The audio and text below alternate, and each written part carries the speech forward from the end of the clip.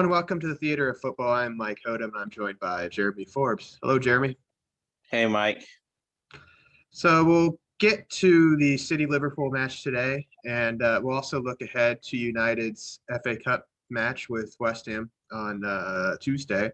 But Jeremy, we'd be remiss if we didn't talk about what happened yesterday with United. Late 3-3 draw. I bet every United supporter out there is quite disappointed with that. Jeremy, what was the most upsetting or disappointing thing with how that match went down? David Gea. Yeah, like I really do believe. I hope Ollie has the balls and the willingness to do it, but he needs to go to the bench, plain and simple. I'm done with his ridiculousness. His head has been not been in the right mindset for a while now, and it seems like there's been way too many terrible or horrible decisions made by him, and small little errors. I mean, we saw today as well with Allison having some similar errors and blunders, and that's why Liverpool, in my opinion, is now out of the title race. Yeah. And if we don't realize that our goalkeeper needs to have a little bit more head in the game, and that his recent form of just letting little errors like that occur is just not acceptable. I'm sorry, it's not acceptable. I don't care how good a goalkeeper he used to be, how good a goalkeeper he can be. It's not acceptable. I wouldn't want him to continue to play at my club if he's going to be like that. So he needs to sit. Just like how he drew the line with Martial and made him sit, he needs to sit. Yeah, I mean, I agree with you. We talked a couple weeks ago about Henderson, and I felt like he hadn't done enough to warrant the job, and De Gea was doing just enough. Well, De Gea, what happened against Sheffield United with their winning goal? I know the first goal he kind of got fouled. He needs to be stronger still, in my opinion. But the second goal, when he has the ball played to him, and yeah, it wasn't the greatest back pass, but you got to put that into the stands. And then he does what he did yesterday, especially on the first goal. And then the third goal, he's just not brave coming out. I don't know. He could be brave and they still score. But you want to see him be brave. I'm sorry. You want to see him be brave. This is he jumped out of the way. Yeah. This is reminiscence in my mind. This is reminiscence of when he first started and had little to no bravery in regards to corner kicks and coming out and being assertive. And we ended up giving up a lot of goals through that because of his lack of being willing to be assertive and aggressive in that. So this is what that's reminding me of, that just lack of willingness to be assertive. You see goalkeepers in other matches come out so far off their line because they feel like that should be a ball that they should win. It's high enough in the air that they should have hands on that and let a player foul them, compared to just wait and see what happens with it. Yeah. I mean, I watched the very end of the Chelsea Sheffield United game. I just saw Mendy do the exact thing. So, I mean, he doesn't command his box at all.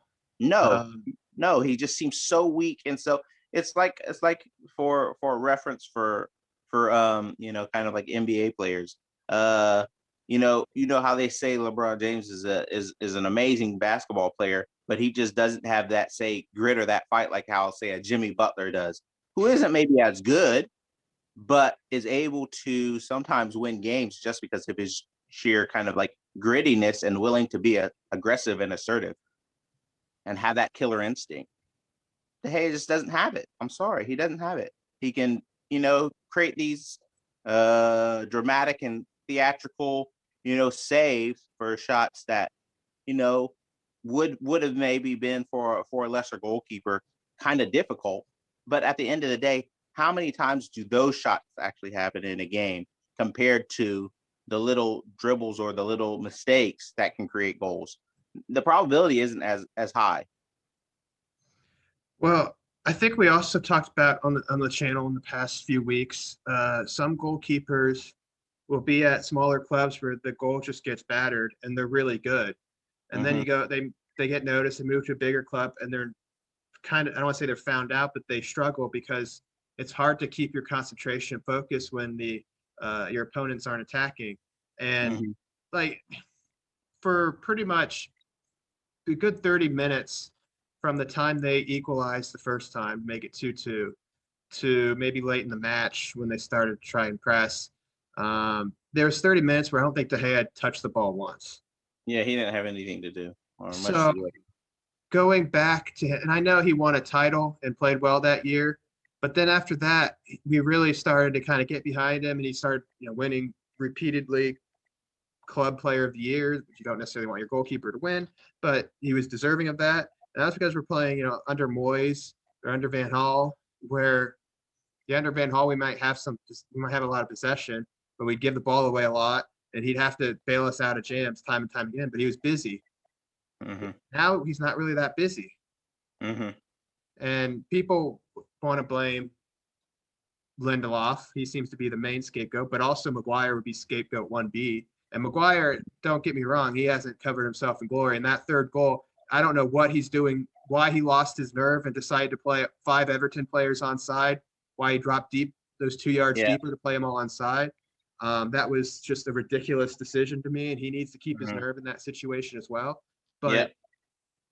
like De Gea, for the most part, we're keeping teams out. We played City in the league, we played Liverpool in the league. They didn't really test him that much. We did a pretty good job of handling that. So now when he does get the odd test or shot he needs to save or little piece of goalkeeping he needs to deal with, he just doesn't seem concentrated or focused enough to do it. Mm. That was especially true with the first goal.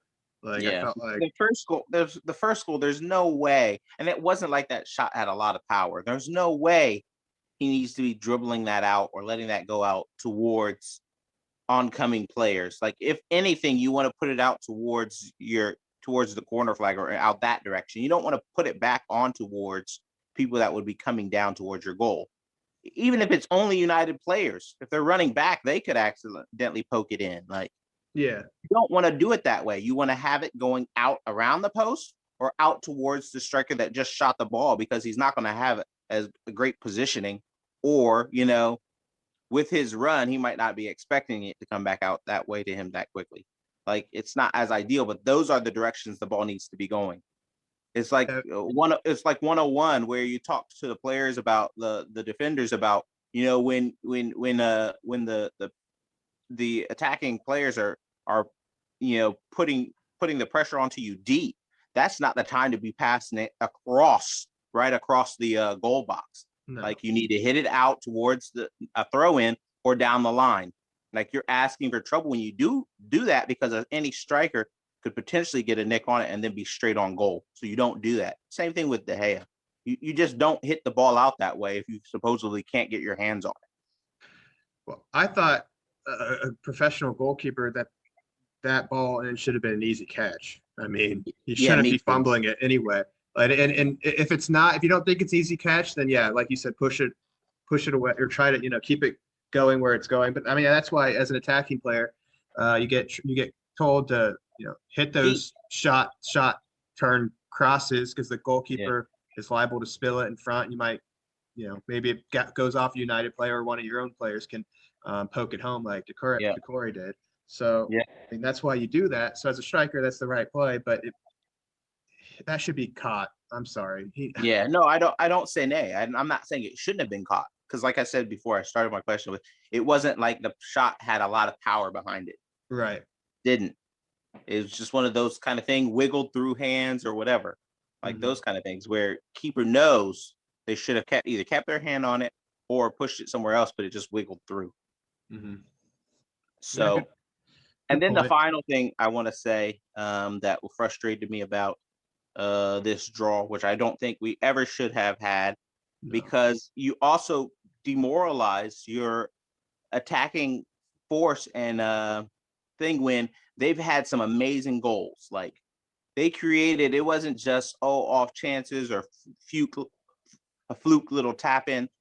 These were good goals, good setup goals, whether it was a brilliant cross into the box, which was an easy header for Cavani, or Bruno's Cantona-esque goal. Like these are brilliant goals. They deserve a win so that the attacking force of the team can feel that excitement of how they won that match. Not have had those kind of goals only to be let down by your defense and have to take home only a draw and a point from that. That's Right. ridiculous. It's demoralizing. Well, whenever you score 3 goals, you should win that match, plain and Yeah. simple. And we didn't do that. So, And the uh, last point I wanted to have, I know this is a player that you have had some interest in and appreciate or have some liking to. But Twanzebe, no, he should not have been brought in, and that is not an action that you do as a defender coming in that late into the game. And I feel like this is the second time he's created difficulty for the club through his actions. Like he's not a senior kind of player. He's still like a young player.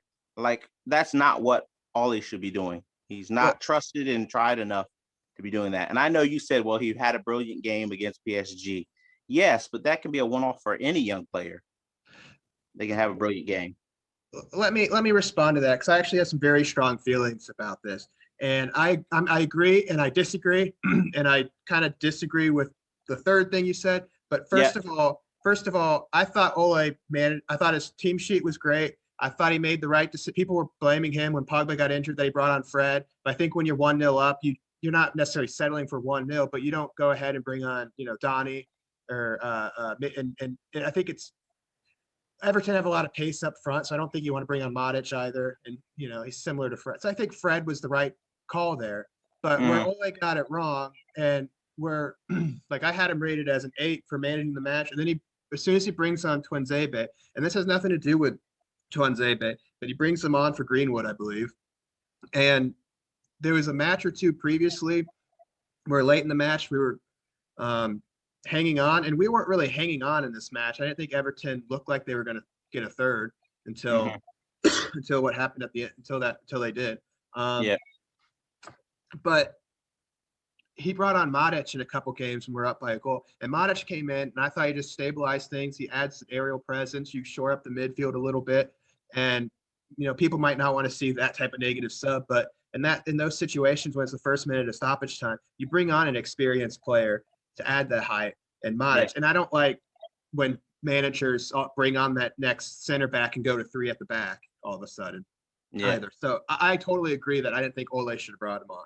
Having said that, the abuse and a lot of it is disgusting again towards Tuanzebe, I don't think is warranted because mm, he's okay. He picks up a yellow card. To me, it was a professional foul because who was it? Josh King or Richarlison was going to yeah, go sprinting away down the left. And to me, that is far more dangerous of a situation than giving up the free kick 8 yards into your defensive half. Like a free kick from there. And I know we don't want them having the chance to pump balls in the box, but the player was going in behind and they had other players making runs in the middle, and you'd be leaving Lindelof and Maguire to deal with that. Hopefully Shaw comes over on the cover. And so I don't fault him for what he did there. Like I don't really blame him for the goal. I might be wrong, but I don't blame him. Having said that, it's so difficult. Like you did say, for a young player to come in that type of situation late in the match when the team's desperate. That's why you bring in Modic. I know Modic isn't a center back by yeah. trade, But but more experience can maybe use his head a little bit more. yeah, And and don't get me wrong. I do not actually agree with the abuse that he's been getting from an abuse standpoint. oh, I I know know. people have been extremely harsh online and have said some nasty things to him. I'm not saying anything nasty to him as a person per se.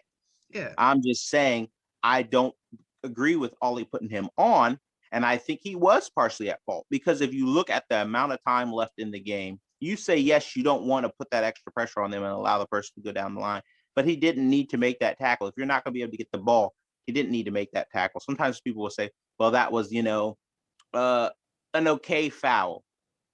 It's not, in my opinion, it's not necessary. And because there's such few amount of time left in the game, I've seen the refs blow when the team is going down. They don't definitely have to let the player put in the cross. And trust me, if I remember correctly, like it was about like 40 or 30 seconds left in that match.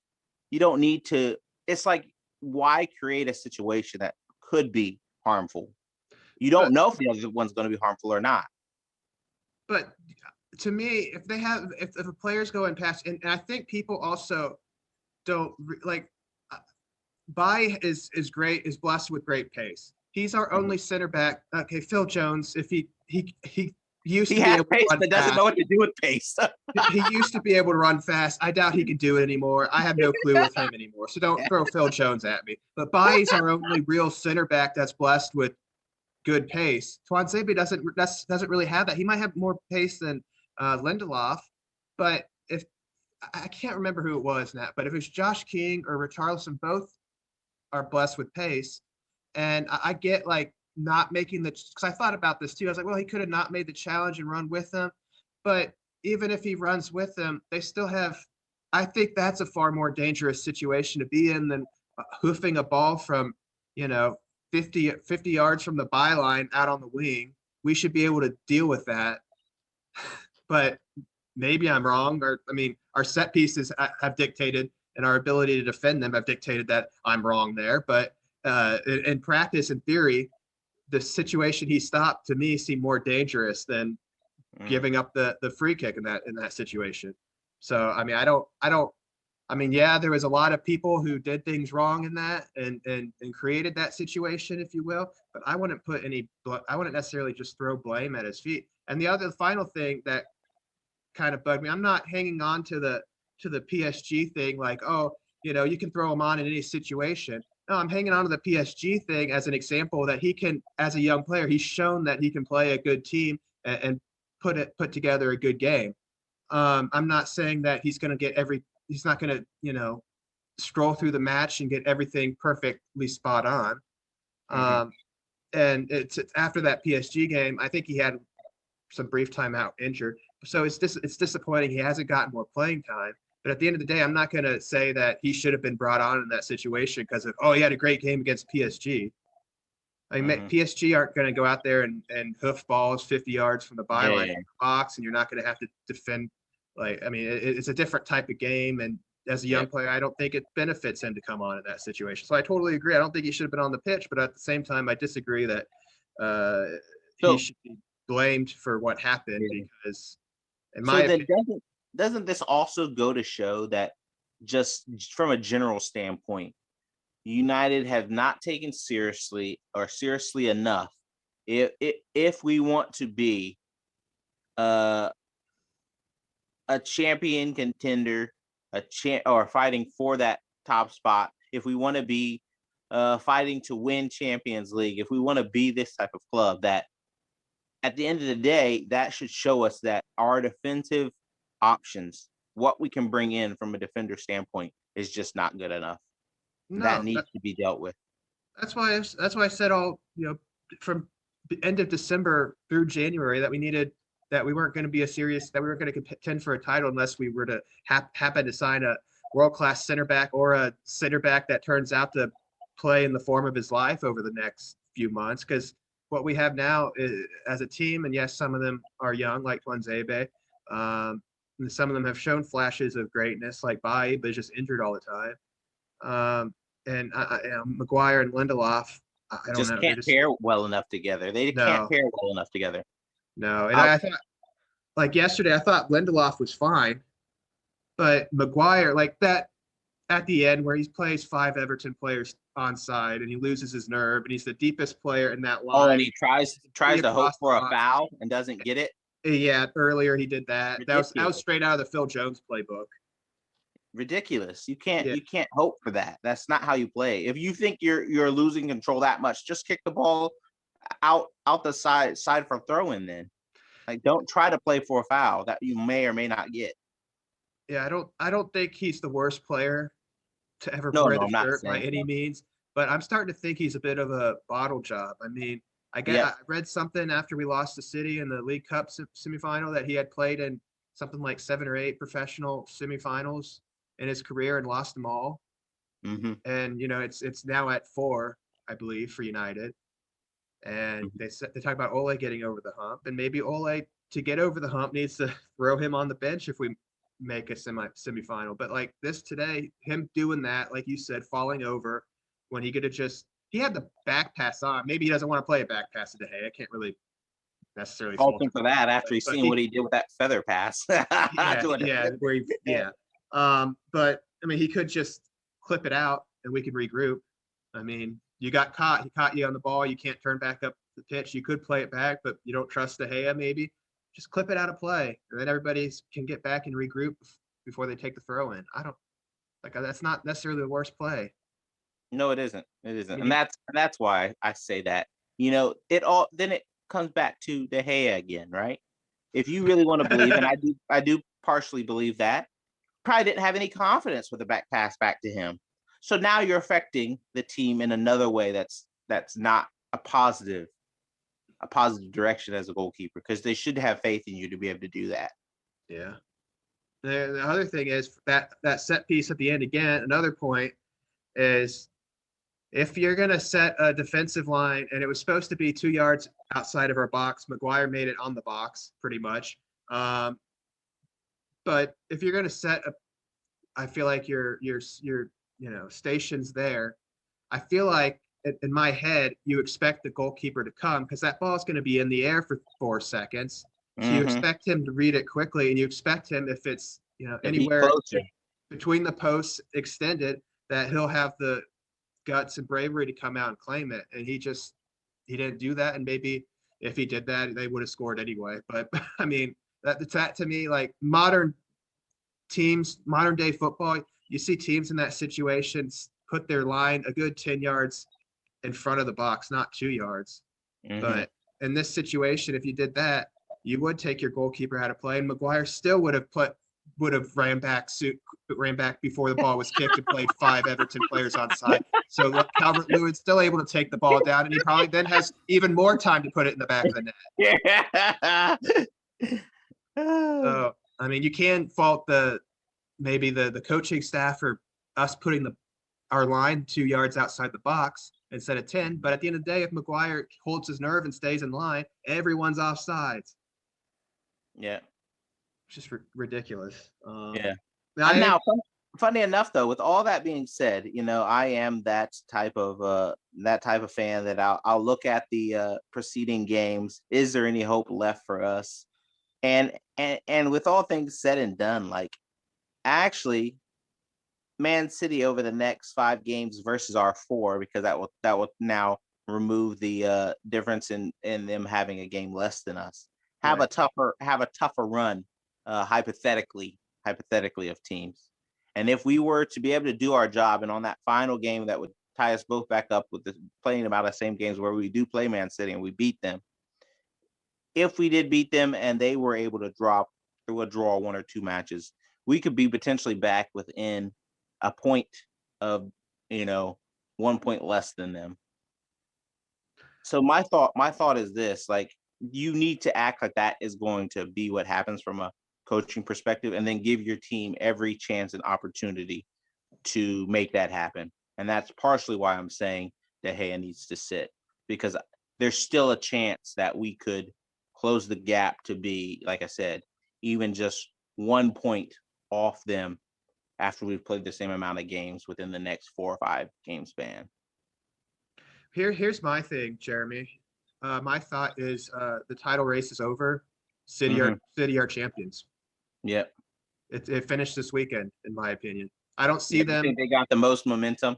I don't see them, because I don't see us going on a run of winning 9-10 games in a row, which I think is what would be needed at this point. That won't happen.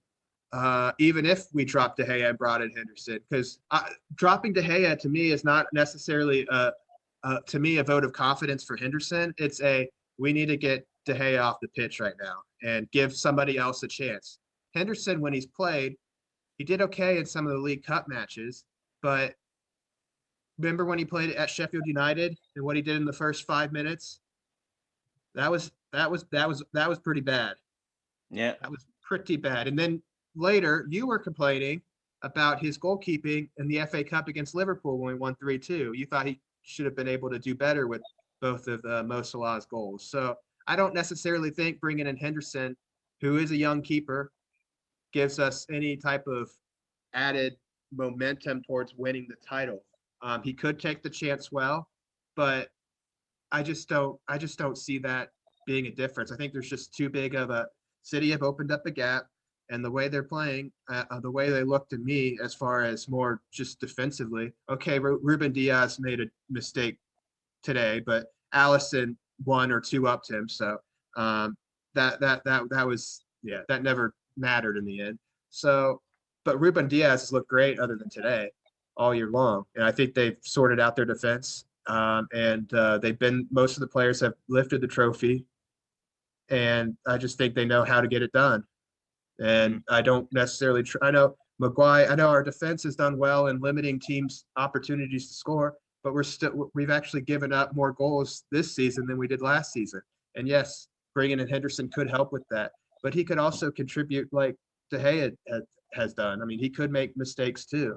I just think you change goalies because you've just seen one too many mistakes from De Gea, and maybe the kid will get it right. But I don't So have any belief that yeah, we could get with back in the title race.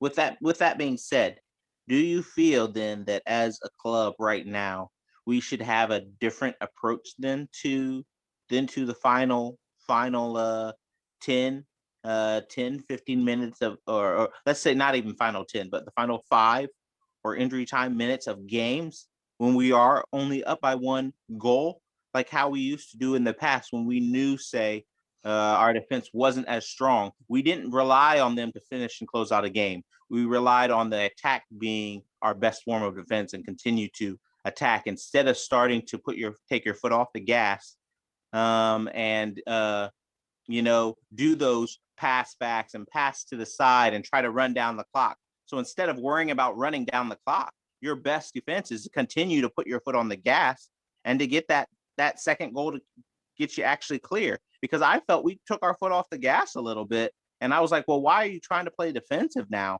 Like, we have them on the ropes. Like, just keep going for that next goal. Like, right now, yes, they're going to get, desperate, but we do have them kind of pinned back. And I felt like they kind of got, back into it when we started to do, oh, well, we're not going to continue to pass it up to that forward player anymore. We're going to try to waste the time because it's almost into the game and do some back passes, do some side passes, pass it between each defenders, pass it back up to the wing, then make them pass it back. Like, then wouldn't our best defense be continue with our offense that had been working? Well, I think you bring up a good point because there's been a couple games that we played in the past month plus. I can think of like Villa. I believe Fulham was another one, where Burnley too, maybe, where I thought that, and now we weren't at our best in either of those 3 matches, and we played a lot better going forward in this match. But I thought in those games, and the Leicester one where we did concede late, where we just dropped back and dropped off. And I agree with you, that's not the right approach. But at the same time, you don't want it to be like the end of the Southampton match when we got 8 players in the box trying to pile on the goals to increase our goal difference. So you got to kind of pick your spots. I thought in the Everton game we were managing it really well, compared to previous games where we had 1-goal leads in the last 10 minutes going into stoppage time. And there's actually another thing De Gea did that got me out of my seat, and that was, I think it was just before it went into stoppage time. He catches a ball, and it was actually an easy catch for him, no pressure. He catches the ball, and he runs out to the top of the ball, and he sees Rashford trying to make a forward run, and he hesitates for a second. I'm like, don't do it. And then he turned to the side and jacked it out there, and Everton had 2 players covering Rashford's run, and then there was another player beyond him if they happened to get by those 2 players, and that was just a horrible decision because he just needed to hold on the ball, let everyone get up the pitch again, and then we can try and play out from the back and go again and try to create an opportunity that way. We didn't necessarily need to hit the counterattack, then they can easily win the ball back, and we invite them immediately back onto us. Yeah. So, I mean, there's got to be some type of balance made. And for the most part in that Everton game, I thought we did a good job of it those last 10 minutes and into stoppage time.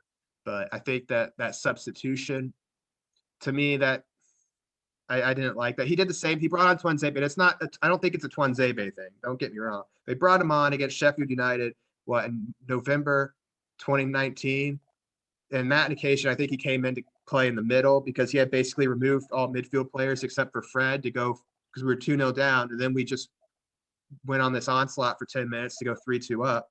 And so he brings on Tuanzebe to shore up the midfield, if you will, and then Sheffield United score. So I don't necessarily agree with the negative. I agree with him not making any subs up to that point because I thought everyone looked energized. No one looked tired to me. Just the Pogba injury was the one thing that was forced, and that's disappointing for him and for us to have him injured. But I thought Ole did it great. Then he makes that substitution. I just like people will say, "Oh, well, that just makes sense to bring on a defensive player."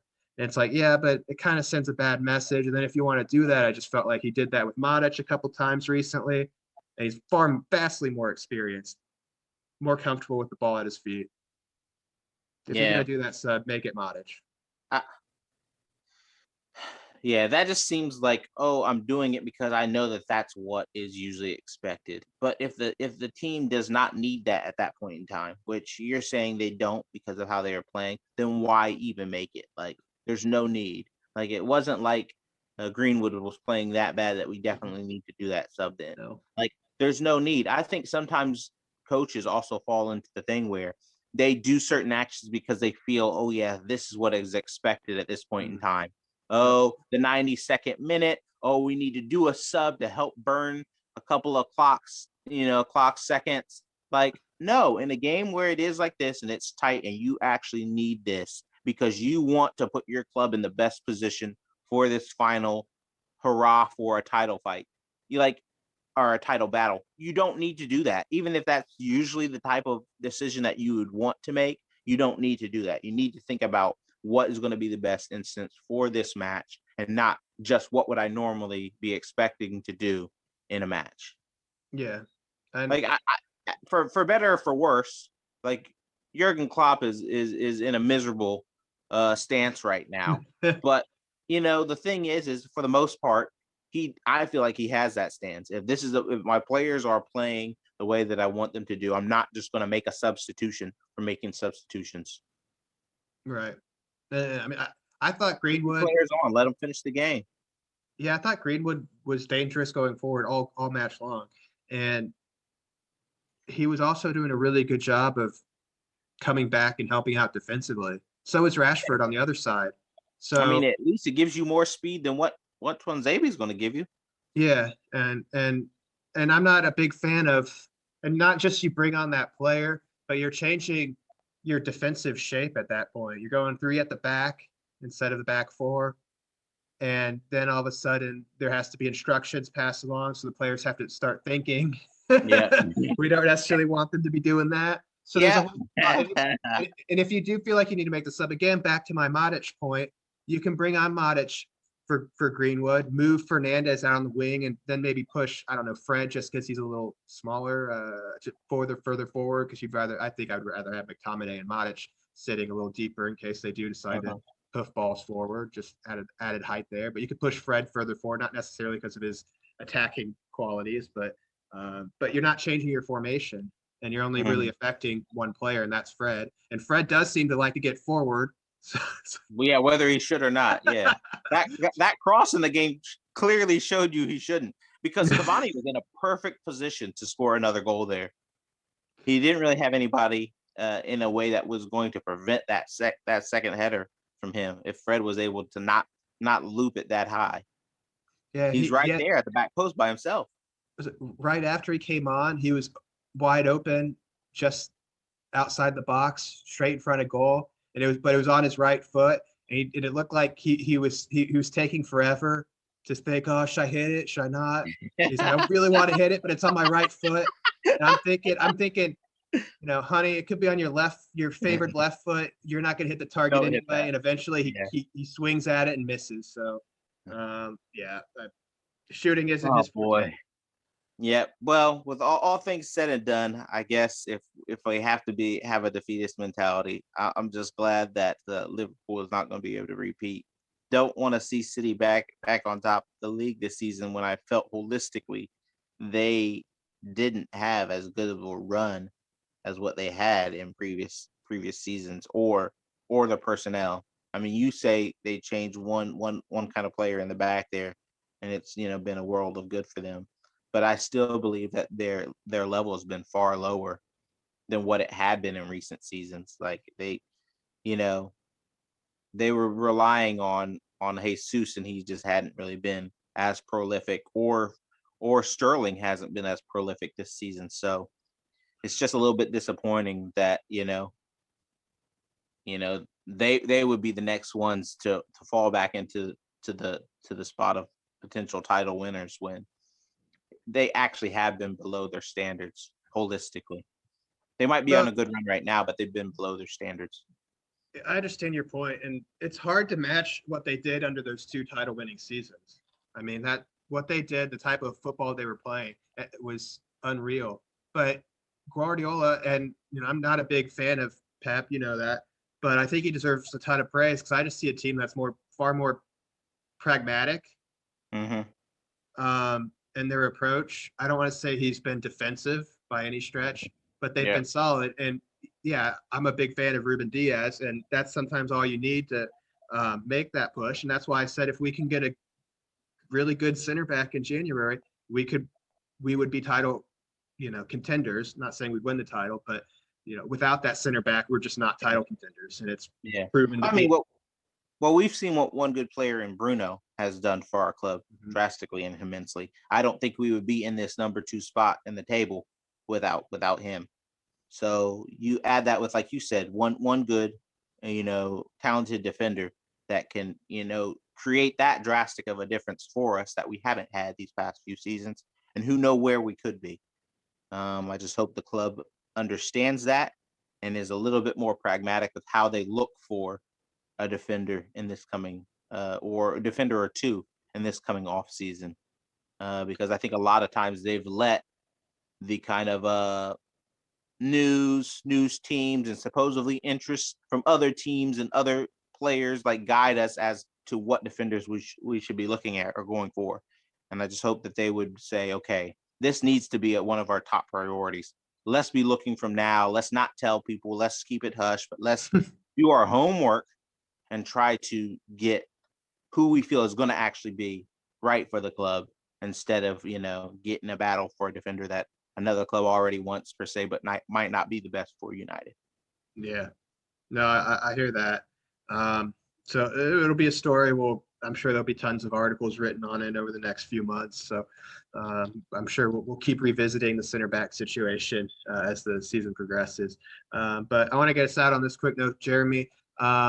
We do return to the FA Cup play on Tuesday against West Ham. High flying Hammers. Going high in the league. Jesse Lingard gets a double in his debut. He'll be not cup tied, but parent. He'll be ineligible to play against us on Tuesday due to parent club blown rules. But what do you expect from us? What type of response from what happened against Everton? I mean, we should come out with a fiery response. For as much as we equally don't have a lot of love or respect for Moyes, it does seem like at clubs where he's not expecting to do that much, he does better. Yeah, he's small. He's small potatoes. He's a good manager, but he's not going to be able to manage a. Well, he proved he wasn't able to manage Man United, and he's not going to get another chance to get. But just the things he said in press and stuff like that, he just has that small time mentality, like you put it. So managing clubs like Everton or West Ham is probably the highest level that he could manage and be successful with, in my opinion. Yeah. But yeah, I expect us to be upset. But I also could well, Ole might not have directed it. Some of our attacking players being a little more hesitant to go forward, or maybe the fullbacks, if Wan-Bissaka and Shaw start, he could be rotating them. But whoever starts at fullback, they might not be as gung ho to get forward as we've seen in the past couple games. So it could be a tight affair. And if it's tight, and I believe Souček picked up a red card against Fulham, which I thought was ridiculous. But I believe he's eligible to play in this match because red cards only are competition specific now. I think they changed that rule a few years ago. So if Souček's on the pitch, we know what type of danger he can be from set pieces, and we know how bad we are defending them. So if it's a tight match, I'll be kind of worried. Yeah. Now, do you think he should be a little bit more adventurous this game in regards to not playing as strong of a lineup or giving players like uh Diallo a chance to come into the game and try to play in this game? I think he should rotate some of the squad. Um, like he could bring back, he could have Bruno on the bench to come on if necessary. He did that at West Ham, and Bruno came on to good effect there.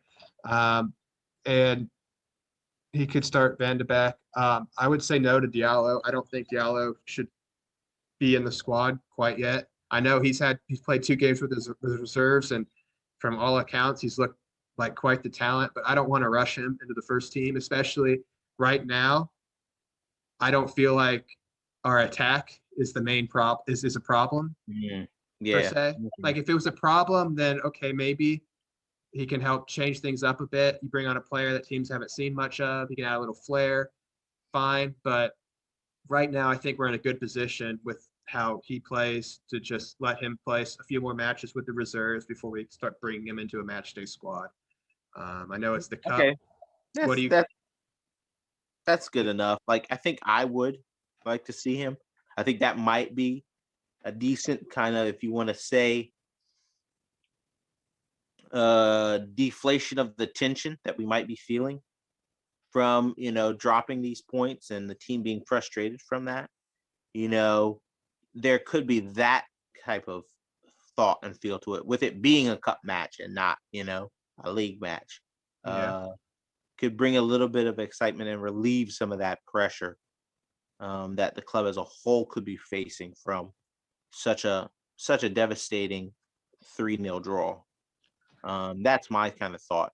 yeah. I I do get your I do point. agree with all your points. All your points are probably smart and spot on. I just think if I was the manager of a club, that's the way I would be thinking.